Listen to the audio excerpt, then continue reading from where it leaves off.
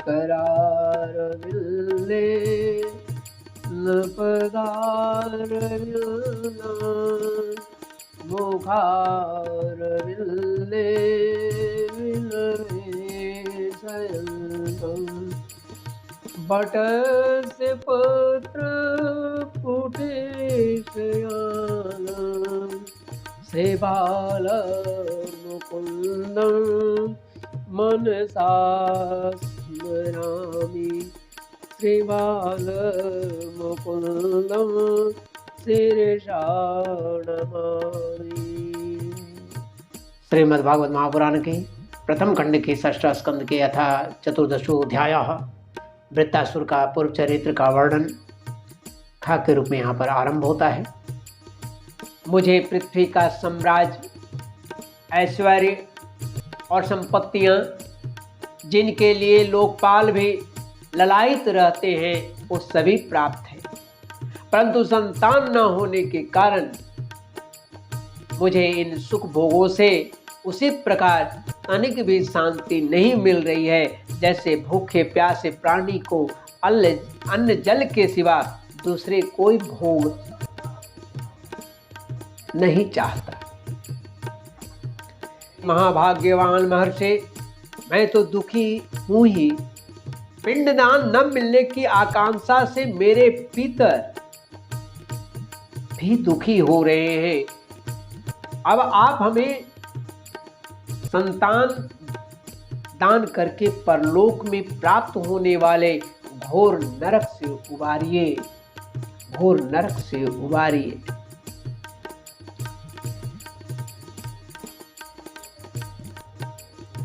और ऐसी व्यवस्था कीजिए कि मैं लोक परलोक के सब दुखों से छुटकारा पा जाऊं। सुखदेव जी कहते हैं कि परीक्षित, जब राजा चित्रकेतु ने इस प्रकार प्रार्थना की, तब सब समर्थ परम एवं परम कृपालु ब्रह्मपुत्र भगवान अंगिरा ने त्वष्टा देवता के योग्य चरु निर्माण किया करके उससे उनका यजन किया, और चरु निर्माण करके उससे जब यजन किया, फिर बाद में परीक्षित राजा चित्रकेतु की रानियों में सबसे बड़ी जो सद्गुणवती महारानी कृतद्युति थी, महर्षि अंगिरा ने उन्हीं को यज्ञ का अवशेष प्रसाद दे दिया और राजा चित्रकेतु से कहा कि राजन, तुम्हारी पत्नी के गर्भ से एक पुत्र होगा जो तुम्हें हर्ष और शोक दोनों देगा। हर्ष और शोक दोनों देगा, सुख और दुख दोनों देगा। यूं कहकर अंगिरा ऋषि तो चले गए। उस यज्ञावशेष प्रसाद के खाने से उस कृतद्युति जो रानी थी, कृतद्युति जो रानी थी, वह गर्भवती हो गई। महारानी जो है जब चित्रकेतु का गर्भ धारण किया, जैसे कृतिका ने अपने गर्भ में अग्नि कुमार को धारण किया था, वैसे उन्होंने धारण किया। हे राजन, सूरसेन देश की राजा चित्रकेतु के तेज से कृतद्युति का गर्भ शुक्ल पक्ष के चंद्रमा के समान दिनों दिन क्रमशः बढ़ने लगा। बाद में तदंतर समय आने पर महारानी कृतद्युति ने गर्भ से एक सुंदर पुत्र का जन्म दिया। उनके जन्म का समाचार पाकर सूरसेन देश की प्रजा बहुत ही आनंदित हुई। सम्राट चित्रकेतु के आनंद का भी तो कोई कहना नहीं था। यह भी बहुत आनंदित हुए। वे स्नान करके पवित्र हुए। फिर उन्होंने वस्त्राभूषणों से सुसज्जित होकर के ब्राह्मणों से स्वस्ति वाचन कराकर और आशीर्वाद लेकर के पुत्र का जात कर्म संस्कार करवाया। उन्होंने उन सभी ब्राह्मणों को सोना, चांदी, वस्त्र, आभूषण, गांव, घोड़े, हाथी और 6 अर्बुद गायें दान की। इस तरह से जो मांगा उसे राजा ने देना आरंभ किया, देते रहे। उदार शिरोमणि राजा चित्रकेतु ने पुत्र के धन, यश और आयु की वृद्धि के लिए दूसरे लोगों को भी मुंहमांगी वस्तुएं दी। ठीक उसी प्रकार जैसे मेघ सभी जीवों का मनोरथ पूर्ण करता है, वैसे ही यह राजा ने सभी की इच्छाओं को पूर्ण किया। परीक्षित, जैसे यदि किसी कंगाल को बड़ी कठिनाई से कुछ धन मिल जाता है तो उसमें उसकी आसक्ति हो जाती है, लगाव बढ़ जाता है, वैसे ही बहुत कठिनाई से प्राप्त हुए उस पुत्र में राजर्षि चित्रकेतु का स्नेह बंधन दिनों दिन दृढ़ होने लगा, बढ़ने लगा। फलस्वरूप, और एक केवल राजा का ही नहीं था, माँ जो कृतिद्युति थी, माँ जो कृतिद्युति को भी अपने पुत्र पर मोह के कारण बहुत स्नेह बढ़ गया। उसी में वे लोग लिप्त रहने लगे स्नेह, परंतु उनकी यह खुशियां ज्यादा दिन तक नहीं चली। उनकी सौतों को डाह होने लगी और सौत रानियों ने मन में पुत्र की कामना से और भी जलन होने लगा कि हमारे पास पुत्र नहीं है, इसके पास केवल है। यह डाह से वह और जलने लगी। अब इसका निदान करना शुरू करने वाले लोग, अपनी जलन दूर करने का उपाय करने वाले हैं। प्रतिदिन बालक का लाड़ प्यार करते रहने के कारण सम्राट चित्रकेतु का जितना प्रेम बच्चे को की मां कृतिद्युति में था, उतना दूसरी रानियों में नहीं रहा। इस प्रकार एक तो वे रानियां संतानहीन थी, इसलिए दुखी थी, दूसरे राजा चित्रकेतु का भी उनकी तरफ से स्नेह कम गया था। अतः वह डां से अपने धिक्कारने और मन ही मन जलने लगी, अपने आप को धिक्कारने भी लगी और मन ही मन जलने लगी। वे आपस में कहने लगी, अरे बहनों, पुत्रहीन स्त्री बहुत ही अभागिन होती है। पुत्र वाली सौते तो दासी के समान उसका तिरस्कार करते हैं। पुत्र वाली जो होती हैं वे सौत को तो दासी की तरह उसका तिरस्कार करती है, और तो और स्वयं पति देव ही उसे पत्नी के रूप में नहीं मानती। पत्नी कर लेती है लेकिन पत्नी की तरह आदर नहीं देती। सचमुच पुत्रहीन स्त्री धिक्कार के योग्य है। भला दासियों का क्या दुख है, दासियों को क्या दुख है?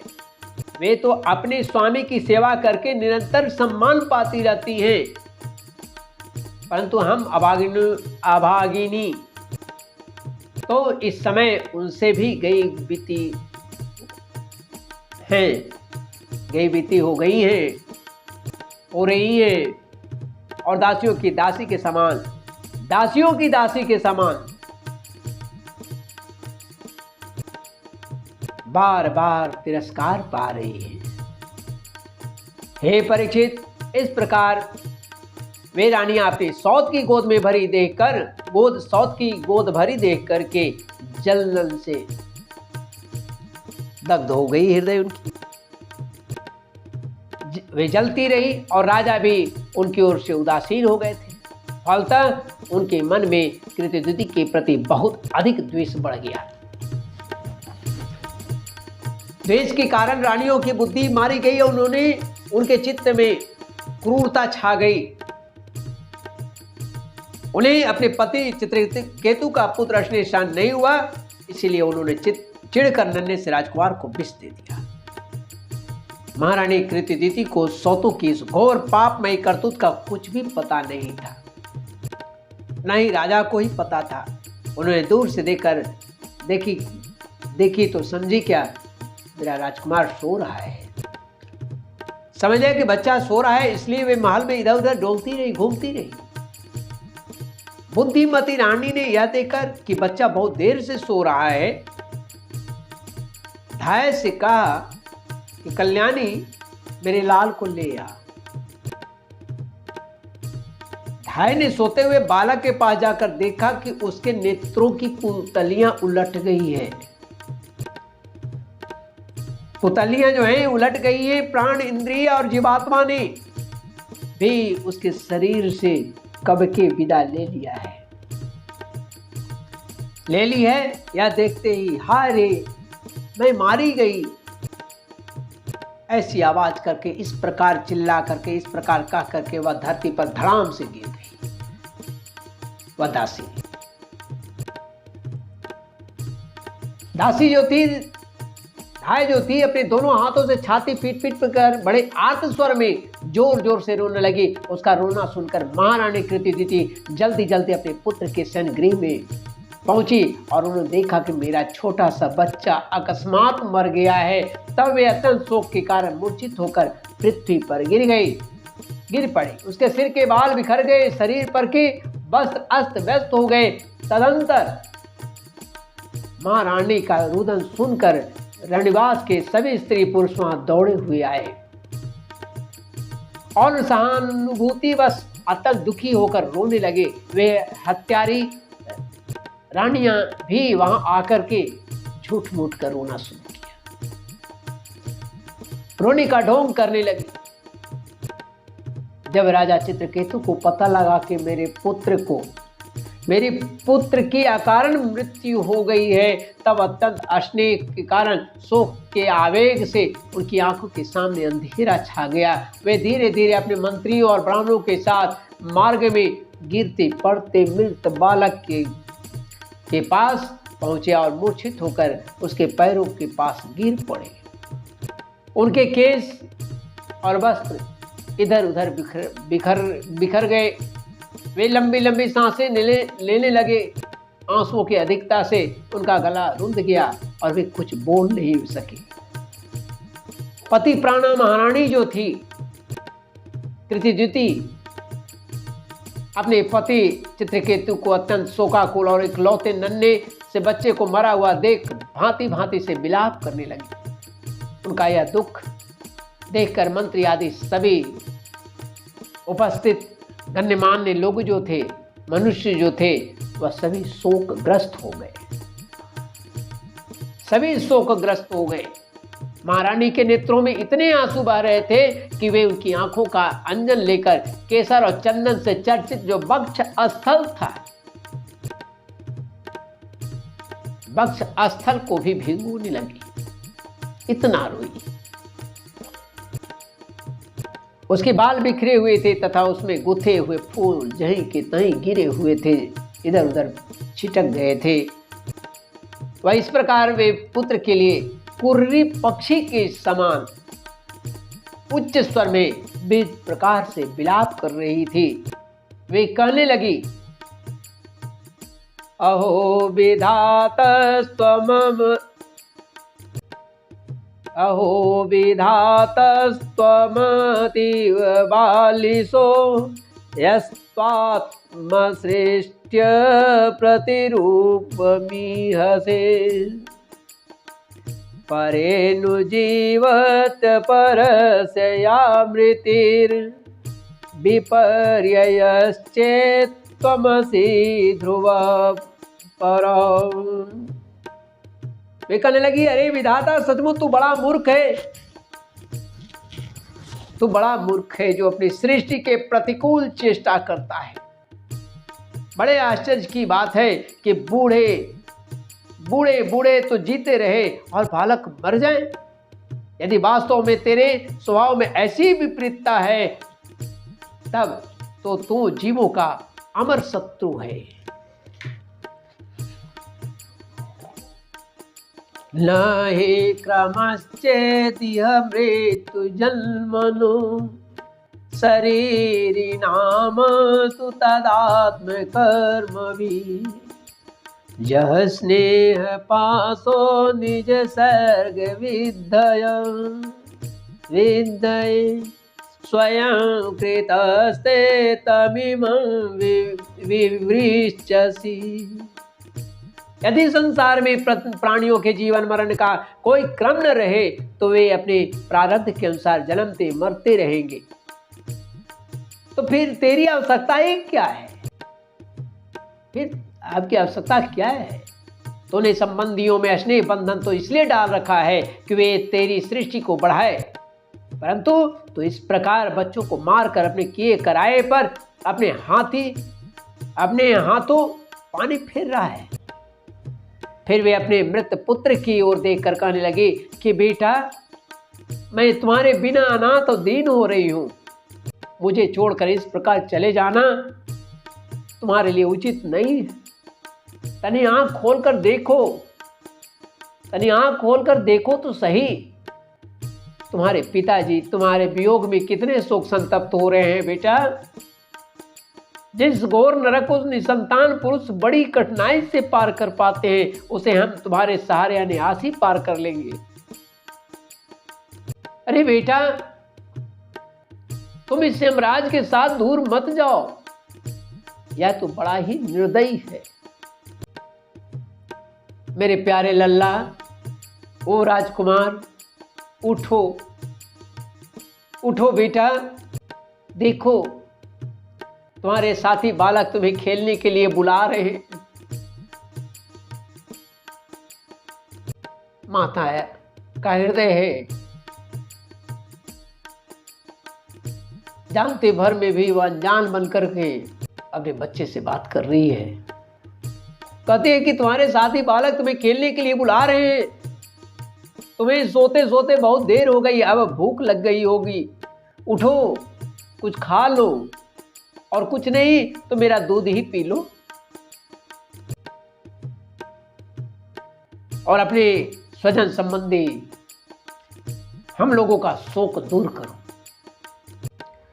प्यारे लाल, आज मैं तुम्हारे मुखार बिंद पर वह भोली भाली मुस्कुराहट और आनंद भरी चितवन नहीं देख रही हूं। मैं बड़ी अभागिन हूं। हाय, अब भी मुझे तुम्हारी सुमधुर तोतली बोली नहीं सुनाई दे रही है। क्या सचमुच निष्ठुर यमराज तुम्हें उस परलोक में ले गया जहां से फिर कोई लौटकर नहीं आता? सुखदेव जी कहते हैं, हे राजन, हे परीक्षित, जब सम्राट चित्रकेतु ने देखा कि मेरी रानी अपने मृत पुत्र के लिए इस प्रकार भांति भांति से विलाप कर रही है, तब वे शोक से अत्यंत संतप्त होकर वे भी फूट फूट कर रोने लगे। राजा रानी के इस प्रकार विलाप करने पर उनके अनुगामी स्त्री पुरुष भी दुखित होकर रोने लगे। इस प्रकार सारा नगर ही शोक में अचेत सा हो गया। हे राजन, महर्षि अंगिरा और देवर्षि नारद ने देखा कि राजा चित्रकेतु पुत्र शोक के कारण चेतनाहीन हो रहे हैं, यहां तक उन्हें समझाने वाला भी कोई नहीं है, तब वे दोनों वहां आए। आगे की कथा अगले अध्याय में, पंचदशों अध्याय में आरंभ करूंगा। श्रीमद् भागवत महापुराण के प्रथम खंड के षष्ठ स्कंद के अध्याय चतुर्दशो अध्याय वृत्तासुर का पूर्व चरित्र का वर्णन हिंदी में खा के रूप में यहाँ समाप्त होता है। श्री कृष्ण गोविंद हरे मुरारे, नाथ नारायण वासुदेव, जीवे पीव स्वामृत में सदैव, गोविंद दामोदर माधवी, कृष्ण गोविंद हरे मुरारी, हे नाथ नारायण